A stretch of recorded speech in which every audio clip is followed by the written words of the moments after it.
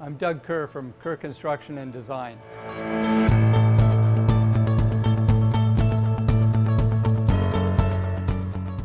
We've been designing, building, and renovating homes for 30 years now. And what we've found is the success of the project is determined on how well we do the pre-construction planning. It starts with the client and our planners and designers meeting with the client and determining what it is that they want the most and what's going to improve their life.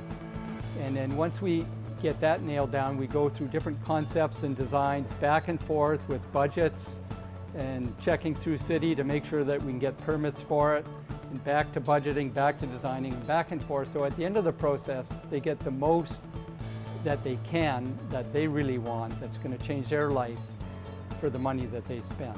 It's a lot easier to redesign something in the design stage than it is in the construction stage, right? It costs a lot of money to do it later on. The result of all that is a project that's going to be on time.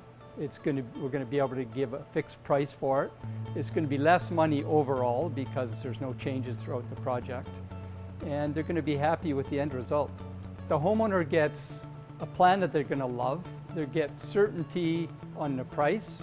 It helps us knowing all the details about the job, so we get it done faster.